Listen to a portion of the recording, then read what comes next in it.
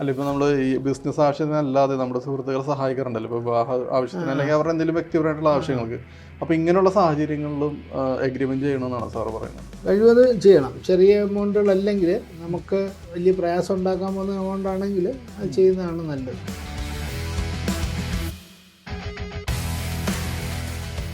ഒരു മനുഷ്യന് ഒരു ആക്റ്റീവായിട്ടുള്ള ഒരു ലിവിങ് ബീങ് ആണ്. ചുമ്മാ ഒരിടത്ത് ഇരിക്കാൻ പറ്റില്ല. എല്ലാവരും ആഗ്രഹം എന്ന് വെച്ചാൽ പണ്ടൊരു സിനിമയിൽ മോഹൻലാൽ പറയുന്നുണ്ട്, ഒരു ജോലി കിട്ടിയിട്ട് വേണം ലീവ് എടുക്കുക. എന്തെങ്കിലും ഒരു ജോലി കിട്ടിയിരുന്നെങ്കിൽ കുറച്ച് ദിവസം ലീവ് എടുത്ത് വീട്ടിൽ ചുമ്മാതിരിക്കാമായിരുന്നു. പക്ഷെ അങ്ങനെയല്ല, ഈ ലീവ് എടുത്താലും നമ്മൾ എന്തെങ്കിലുമൊക്കെ ചെയ്തുകൊണ്ടിരിക്കും. നമ്മൾ റിട്ടയർ ആവണതിന് എത്ര നാൾ മുമ്പ് പ്ലാൻ ചെയ്യണം? അത് ജോലി കിട്ടണോട്ട് പ്ലാൻ ചെയ്യാം, റിട്ടയർമെൻറ്റ് ചെയ്യാം. കാര്യം എന്തായാലും ഒരു ദിവസം വയസ്സാവും, ഒരു ദിവസം നമുക്ക് വരുമാനം നിലയ്ക്കും. അങ്ങനെ നോക്കിക്കഴിഞ്ഞാൽ ആദ്യമേ ചെയ്ത് കഴിഞ്ഞാൽ എത്രയും പെട്ടെന്ന് പണം വളരും.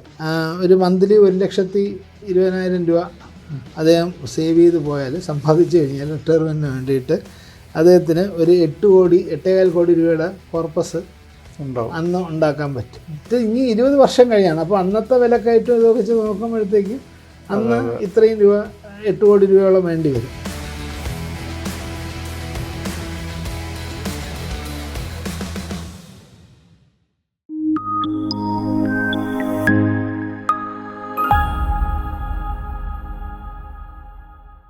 നമസ്കാരം. സമ്പത്തിൻ്റെ വഴിയുടെ പുതിയ അധ്യായത്തിലേക്ക് എല്ലാ പ്രേക്ഷകർക്കും സ്വാഗതം. പരിപാടി തുടങ്ങുന്നതിന് മുമ്പ് പ്രേക്ഷകരോടായി പറയാനുള്ളത്, നിങ്ങളുടെ എല്ലാ ചോദ്യവും ഞങ്ങൾ പരിഗണിക്കുന്നതാണ്. പക്ഷേ സമയത്തിൻ്റെ പരിമിതി മൂലം ഒരു എപ്പിസോഡിൽ എല്ലാ ചോദ്യവും ഉൾപ്പെടുത്താൻ സാധിക്കില്ല. അതുകൊണ്ട് തന്നെ ദയവായി നിങ്ങൾ ക്ഷമയോടെ കാത്തിരിക്കുക. വരുന്ന എപ്പിസോഡുകളിൽ നിങ്ങളുടെ ചോദ്യങ്ങൾ തീർച്ചയായിട്ടും ഉൾപ്പെടുത്തുന്നതാണ്. അപ്പോൾ നമുക്ക് ഇന്ത്യയിലെ തന്നെ ലീഡിംഗ് ഫിനാൻഷ്യൽ പ്ലാനറായ സഞ്ജീവ് സാറിനെ സ്വാഗതം ചെയ്യാം. നമസ്കാരം. അപ്പോൾ ആദ്യത്തെ ചോദ്യം, എൻ്റെ പേര് പ്രസാദ്, കെനിയിലായിരുന്നു ജോലി ചെയ്തിരുന്നത്, ഇപ്പോൾ നാട്ടിലാണ്. 2019 ഒക്ടോബറിൽ നാട്ടിലുള്ള ട്രഷറി സൂപ്രണ്ടായിരുന്ന എൻ്റെ ഒരു സുഹൃത്ത് നിർബന്ധിച്ചതിനാൽ അദ്ദേഹവും അദ്ദേഹത്തിൻ്റെ അളിയനുമായി നടത്തിക്കൊണ്ടിരുന്ന മലഞ്ചരക്ക് ബിസിനസ്സിലേക്ക് ഞാൻ 5 ലക്ഷം രൂപ നിക്ഷേപിച്ചു. ഇതിന് തെളിവായി അക്കൗണ്ടിലേക്ക് ട്രാൻസ്ഫർ ചെയ്ത ബാങ്ക് സ്റ്റേറ്റ്മെൻ്റ് അല്ലാതെ മറ്റ് രേഖകൾ ഒന്നും തന്നെയില്ല. ശേഷം 4 തവണ 12,000 രൂപ വീതം ബിസിനസ്സിൽ നിന്നുള്ള ലാഭവിഹിതമായി അദ്ദേഹം എൻ്റെ അക്കൗണ്ടിലേക്ക് ഇട്ടിരുന്നു. അതായത് ഏകദേശം 48,000 രൂപ. 2020 വിഹിതം ഒന്നും തന്നില്ല. 2020 കോവിഡ് കാലത്ത് അദ്ദേഹം മരണപ്പെട്ടു. ഈ സമയത്തൊന്നും ഞാൻ നാട്ടിലുണ്ടായിരുന്നില്ല. ശേഷം 2022 ഞാൻ വയനാട് പോയി അദ്ദേഹത്തിൻ്റെ അളിയനെ വിവരമറിയിച്ചു. ബാങ്ക് സ്റ്റേറ്റ്മെൻറ്റ് കാണിക്കുകയും ചെയ്തു. കുറേശ്ശെയായി ആ പൈസ തന്നു തീർക്കാമെന്ന് അദ്ദേഹം പറഞ്ഞു. സുഹൃത്തിൻ്റെ ഭാര്യയോടോ മകനോടോ ഈ സാമ്പത്തിക ഇടപാടിനെ പറ്റി പറഞ്ഞിരുന്നില്ല. ഭാര്യയുടെ സഹോദരനാണ് വിവരങ്ങൾ പറഞ്ഞിരുന്നത്. സുഹൃത്തിൻ്റെ മകന് അച്ഛൻ മരിച്ചതിൻ്റെ ആനുകൂല്യത്തിലുള്ള ജോലി കിട്ടി. എനിക്കാണെങ്കിൽ എൻ്റെ വിദേശത്തെ ജോലി നഷ്ടപ്പെടുകയും ചെയ്തു. നാട്ടിൽ തിരിച്ചെത്തുകയും ചെയ്തു. ഈ അവസ്ഥയിൽ ഞാൻ കൊടുത്ത പൈസ എനിക്ക് തിരിച്ചു കിട്ടാൻ എന്താണ് മാർഗം? ദയവായി ഒരു മാർഗം പറഞ്ഞു തരണം. വിശദമായിട്ടുള്ളൊരു കഥയാണ് അദ്ദേഹം പറഞ്ഞിട്ടുള്ളത്. 5 ലക്ഷം രൂപ സുഹൃത്തിൻ്റെ ബിസിനസ്സിൽ ഇൻവെസ്റ്റ് ചെയ്തു. പക്ഷേ സുഹൃത്ത് മരണപ്പെട്ടു. ഇത് യഥാർത്ഥത്തിൽ ഒരു വക്കീലിനോട് ചോദിക്കേണ്ട ചോദ്യമാണ്. അത് വളരെ വിശദമായിട്ട് നമ്മൾ ഫിനാൻഷ്യൽ പ്ലാനറാണ്, എന്നാലും നമ്മളുടെ പരിമിതമായ അറിവ് വെച്ച് പറയാം. ഇത് ബാങ്ക് ട്രാൻസാക്ഷനാണ്. അപ്പോൾ ഒരാളിന് കടം കൊടുത്തതിന് തെളിവുണ്ട്. അത് ബിസിനസ്സിനാണോ അല്ലെന്നില്ല, അതിന് എഗ്രിമെൻറ്റും കാര്യമൊന്നുമില്ല, അങ്ങനെയില്ല. അദ്ദേഹത്തിന് കൊടുത്ത സ്ഥിതിക്ക് അത് തിരിച്ചു വാങ്ങാൻ പറ്റും. അതിന് ചില പരിമിതികളുണ്ട്, പറയാം. ഒന്ന്, ഈ അദ്ദേഹം മരിച്ച സമയത്ത് ഇപ്പോൾ അദ്ദേഹത്തിൻ്റെ സ്വത്തുവകകൾ ഈ ആശ്രിതർക്ക് കിട്ടിക്കാണും. അപ്പോൾ അതിൽ നിന്ന് വേണമെങ്കിൽ ഈടാക്കാൻ പറ്റും. ഇപ്പോൾ നമ്മളൊരു കേസ് കൊടുത്തു കഴിഞ്ഞാൽ അപ്പോൾ അവകാശിക്ക് കിട്ടി, അവകാശി ഉണ്ടാക്കിയ സ്വത്തിൽ നിന്നല്ല, അദ്ദേഹത്തിൻ്റെ മകൻ്റെ ജോലി ഈ അദ്ദേഹത്തിൻ്റെ മരണം കാരണം അതാണുണ്ടെങ്കിൽ അതൊരു സ്വത്തിന് തുല്യമാണ്. എങ്കിൽ അതിൽ നിന്നും ക്ലെയിം ചെയ്യാൻ, അയാളെ തിരിച്ചു കൊടുക്കണമെന്ന് പറയാൻ പറ്റും. അങ്ങനെ ചെയ്യാൻ പറ്റും. ഇവിടുത്തെ സ്ഥിതി അതല്ല. ഇവിടെ എനിക്ക് മനസ്സിലായിടത്തോളം ഇദ്ദേഹം പ്രോപ്പറായിട്ട് അവരുടെ അടുത്ത് ചോദിച്ചിട്ടില്ല പൈസ. അപ്പോൾ 2020 പൈസ കൊടുത്തത്. 2020 വരെ ഒരു 4 പ്രാവശ്യം കുറച്ച് പൈസ കിട്ടി. അപ്പോൾ കുറച്ച് തിരിച്ച് കിട്ടി എന്നുള്ള അർത്ഥം. പിന്നെ 20 തൊട്ട് ഇല്ല. അപ്പോൾ 3 വർഷത്തിനകത്ത് ക്ലെയിം ചെയ്തില്ലെങ്കിൽ പിന്നെ കിട്ടാൻ പ്രയാസമാണ്. കാര്യം അവിടെ ലിമിറ്റേഷൻ ലോ ഉണ്ട്, അത് വേണമെങ്കിൽ അപ്ലൈ ചെയ്യാൻ പറ്റും. അങ്ങനെയാണെങ്കിൽ ഇവർ ചോദിച്ചിട്ടില്ല. ഇദ്ദേഹം ഫോർമലായിട്ട് ഒരു മെയിൽ അയക്കുകയോ ഒരു കത്ത് അയക്കുകയോ ഒക്കെ ചെയ്തിരുന്നെങ്കിൽ ആ ഡേറ്റ് തൊട്ടൊരു 3 വർഷം എടുക്കാമായിരുന്നു. ഇടയ്ക്കിടയ്ക്ക് ചോദിക്കണമായിരുന്നു. അത് ചെയ്തില്ല. അദ്ദേഹത്തിൻ്റെ മരിച്ചയാളുടെ ഭാര്യയോടും മകനോടും പറഞ്ഞില്ല. അത്രയ്ക്കുള്ള രഹസ്യമൊന്നും ഇതിലില്ല, മനസ്സിലായില്ലേ? അല്ലെങ്കിൽ മറ്റേ പാർട്ണർ ഉണ്ടെങ്കിൽ അവർക്ക് കത്തയക്കായിരുന്നു, നിങ്ങൾ തമ്മിലുള്ള പാർട്ണർഷിപ്പ് ബിസിനസ്സിൽ വന്നതാണെന്ന് പറഞ്ഞ് കത്തയക്കുക. അതൊന്നും ചെയ്തിട്ടില്ല. ഇനിയിപ്പോൾ കിട്ടാനുള്ള ഈ ഒരു അവസ്ഥയിൽ കിട്ടാനുള്ള സാധ്യത വളരെ കുറവാണ്. എന്നിരുന്നാലും ഒരു വക്കീലിനെ കൺസൾട്ട് ചെയ്യുന്നത് നല്ലതായിരിക്കും. അഡ്വക്കേറ്റിന് അതിൻ്റേതായ വഴി അറിയാം. ഒന്ന് ട്രൈ ചെയ്യുന്നതിന് തെറ്റില്ല. അപ്പോൾ ഇതിനോട് തന്നെ ഞാൻ ചേർത്ത് ചോദിക്കണം, അപ്പോൾ നമ്മൾ സുഹൃത്തിന് സഹായിക്കണമെന്നുണ്ടെങ്കിൽ എങ്ങനെയായിരിക്കും ഒരു പ്രോപ്പറായിട്ടുള്ളൊരു വഴി എന്താണ് അതിന്? പ്രോപ്പറായിട്ട് എഗ്രിമെൻ്റ് എഴുതണം. എന്താവശ്യത്തിന് കൊടുത്താൽ നമ്മൾ എന്തായാലും ഒരു കരാർ ഉണ്ടാക്കിയിട്ട് ബാങ്ക് ട്രാൻസാക്ഷനായിട്ട് കൊടുക്കുക. അത് തരാമെന്ന് പറഞ്ഞ സമയത്തിനകത്ത് പണം വന്നിട്ടില്ലെങ്കിൽ അപ്പോൾ നമ്മൾ അതിനുള്ള നോട്ടീസ് അയക്കുക. അപ്പോൾ നമ്മൾ ചോദിക്കുന്നുണ്ടല്ലോ, എന്നെങ്കിലും നമ്മൾ ചിലപ്പോൾ അവർക്ക് സാവകാശം കൊടുത്തെന്നിരിക്കും, പക്ഷേ ഇത് ചോദിച്ചിരിക്കണം. അപ്പോൾ അവർ സാവകാശം ചോദിക്കണം. ഫോർമൽ റിട്ടേൺ ഇത് വേണം, കമ്മ്യൂണിക്കേഷൻ വേണം. അല്ലാതെ ഒന്നും പൈസ തന്നു പിന്നെ കുറേ നാൾ ചോദിക്കുന്നില്ല. പറയാമല്ലോ, എനിക്കന്ന് ഞാൻ അതിൻ്റെ പ്രയാസം പറഞ്ഞപ്പോൾ തന്നതാണ്, അത് വേണ്ടെന്ന് പറഞ്ഞാണെന്ന് പറഞ്ഞാൽ എന്ത് തെളിയും? അല്ല, ഇപ്പോൾ നമ്മൾ ഈ ബിസിനസ് ആവശ്യത്തിനല്ലാതെ നമ്മുടെ സുഹൃത്തുക്കളെ സഹായിക്കാറുണ്ടല്ലോ, ഇപ്പോൾ വിവാഹ ആവശ്യത്തിന് അല്ലെങ്കിൽ അവരുടെ എന്തെങ്കിലും വ്യക്തിപരമായിട്ടുള്ള ആവശ്യങ്ങൾക്ക്. അപ്പോൾ ഇങ്ങനെയുള്ള സാഹചര്യങ്ങളിലും എഗ്രിമെൻറ്റ് ചെയ്യണമെന്നാണ് സാറ് പറയുന്നത്? കഴിവതും ചെയ്യണം. ചെറിയ എമൗണ്ടുകളല്ലെങ്കിൽ, നമുക്ക് വലിയ പ്രയാസം ഉണ്ടാക്കാൻ പോകുന്ന എമൗണ്ട് ആണെങ്കിൽ അത് ചെയ്യുന്നതാണ് നല്ലത്. ഒരു എവിടെയെങ്കിലും എഴുതി വെക്കണ്ടേ, ആളിനും ഒരു ഇതില്ലേ, ഇത് തോന്നണ്ടേ, ഞാൻ വാങ്ങുന്നതിന് ഞാൻ എന്തെങ്കിലും കണക്ക് കൊടുക്കണ്ടേ? നമ്മൾ വാങ്ങുമ്പോഴും അങ്ങനെ ചെയ്യണം. അത് ചെയ്യണം. അപ്പോൾ അവർ നമ്മളാരെങ്കിലും കടം വാങ്ങിച്ചാലും അല്ലെങ്കിൽ സാധാരണഗതിയിൽ അത് ചെയ്യുന്നതാണ് നല്ലത്. അതാണ് ഒരു ഉത്തരവാദിത്വം എന്ന് പറയുന്നത്. മറ്റേ പോണെങ്കിൽ പോട്ടെ എന്നുള്ള രീതിയിലാവും. അപ്പോൾ നമ്മുടെ സമ്പാദ്യം നമ്മൾ വളരെ കരുതലോടെ ഉപയോഗിക്കണം. അതെ. ശരി, അടുത്ത ചോദ്യം. എൻ്റെ പേര് രാജേഷ്, 45 വയസ്സാണ് പ്രായം. ഞാൻ വിദേശത്ത് ജോലി ചെയ്യുന്ന ഒരു എൻജിനീയറാണ്. 40 ലക്ഷമാണ് എൻ്റെ വാർഷിക വരുമാനം. എനിക്ക് എൻ്റെ 45-ാം വയസ്സിൽ റിട്ടയർ ചെയ്ത് കേരളത്തിൽ തന്നെ സെറ്റിലാവണമെന്നായിരുന്നു ആഗ്രഹം. ആ ആഗ്രഹം സാധ്യമാകുന്ന ഫിനാൻഷ്യൽ പ്ലാൻ ഉണ്ടോ? അപ്പോൾ അദ്ദേഹത്തിന് ഇപ്പോൾ തന്നെ റിട്ടയർ ആവണം, ചുരുക്കി പറഞ്ഞാൽ 45 വയസ്സായി, 40 ലക്ഷം വാർഷിക വരുമാനമുണ്ട്. അപ്പോൾ പ്രത്യേകിച്ച് ഒരു പ്ലാനോ പദ്ധതിയല്ല പറയേണ്ടത് ഇവിടെ. ആ റിട്ടയർമെൻറ്റിന് എങ്ങനെയാണ് അഭിമുഖീകരിക്കേണ്ടതെന്നാണ് നമ്മൾ നോക്കേണ്ടത്.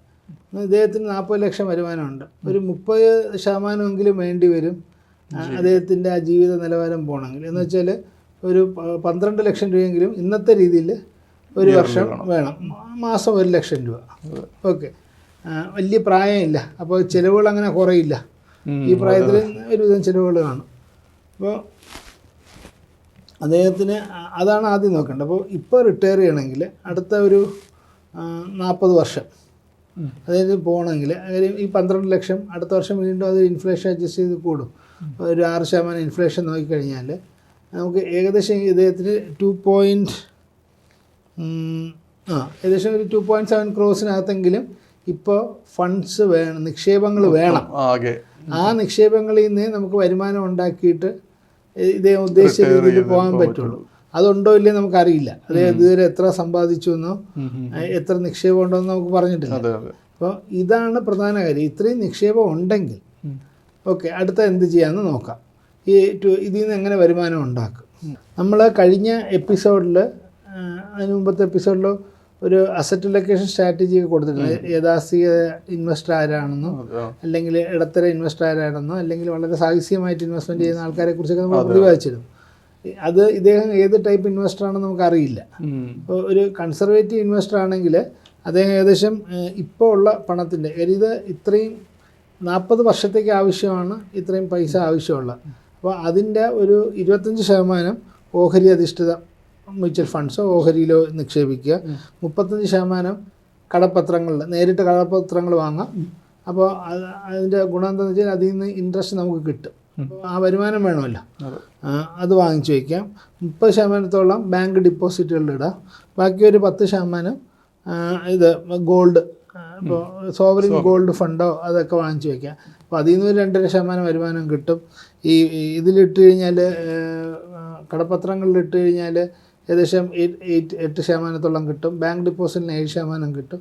ഓഹരിയിൽ നിന്ന് ചിലപ്പോൾ ഓഹരി ഡയറക്റ്റ് വാങ്ങിച്ചു വയ്ക്കുന്നെങ്കിൽ അതിന് ഡിവിഡൻഡ് കിട്ടും. ഒരു 2-3% ഒക്കെ ഡിവിഡൻഡ് ഈൽഡ് കിട്ടുന്ന ഓഹരികളുണ്ട്. ഈ വരുമാനങ്ങൾ വാങ്ങിച്ചിട്ട് എല്ലാ മാസവും നമ്മൾ 1 ലക്ഷം വെച്ചെടുത്ത് ഒരു ബാങ്ക് അക്കൗണ്ട് ഈ വരുമാനം വരുന്നത് എടുക്കുന്നെങ്കിൽ സുഖമായിട്ട് പോകാം. അതിൽ മിച്ചം എത്ര ഉണ്ടെങ്കിലും അത് തിരിച്ച് വീണ്ടും ഇതിലോട്ട് റീഇൻവെസ്റ്റ് ചെയ്യാം. ഇങ്ങനെ പോയി കഴിഞ്ഞ് കഴിഞ്ഞാൽ കുറേ നാൾ ഈ മുതലിൽ തൊടാതെ തന്നെ മുന്നോട്ട് പോകാൻ പറ്റും. എന്നിട്ട് പക്ഷേ ഒരു ലെവലാകുമ്പോഴത്തേക്ക് കുറച്ച് മുതൽ ഇത് പിൻവലിക്കേണ്ടി വരും. അപ്പോൾ സിസ്റ്റമാറ്റിക് വിഡ്രോവൽ പ്ലാനൊക്കെ ഉപയോഗിച്ചിട്ട് ചെയ്യാൻ പറ്റും. പക്ഷേ ഇദ്ദേഹം ചെയ്യേണ്ടത് ഇദ്ദേഹത്തിന് ഇത്രയും ആസ്തി ഉണ്ടോ അല്ലെങ്കിൽ ഇത്രയും നിക്ഷേപം ഉണ്ടോ എന്നുള്ളത് ചെയ്യണം. ഇപ്പോൾ വേറൊന്നുള്ളത് 1,00,000 രൂപ വേണം. അദ്ദേഹം എന്തെങ്കിലും പ്രോപ്പർട്ടി ഉണ്ട്, വാടകയ്ക്ക് കൊടുത്തിട്ടുണ്ട്, അതിൽ നിന്ന് 50,000 വരുമാനം എപ്പോഴും ഉണ്ട്. ഈ ബാക്കി 50,000 ഇതിൻ്റെ പകുതി നിക്ഷേപം മതി. മനസ്സിലായില്ലേ? അത് സ്വയം കണക്കൂട്ടിക്കൊള്ളാം. ഈ പ്രേക്ഷകർക്കും ഒരാളുടെ കൃത്യമായിട്ട് വിവരങ്ങൾ തന്നില്ലെങ്കിലും മനസ്സിലാവാൻ വേണ്ടി എങ്ങനെ റിട്ടയർമെൻറ്റിന് ഇൻകം പ്ലാൻ ചെയ്യണം എന്നുള്ളതിനെ കുറിച്ചാണ് ഇവിടെ പറയുന്നത്. ബാക്കി പൊതുവായിട്ട് എല്ലാവരും അറിയാൻ വേണ്ടിയിട്ടാണ് ഇങ്ങനെ ഒരു ഉദാഹരണം പറഞ്ഞത്. അപ്പോൾ ഇതിപ്പോൾ അഗ്രസീവ് ഇൻവെസ്റ്റർ ആണെങ്കിൽ ചിലപ്പോൾ കുറച്ചുകൂടെ ഈ 2.7 crores എന്നുള്ള കുറച്ചുകൂടെ ചെറിയ എമൗണ്ട് മതിയായിരിക്കും.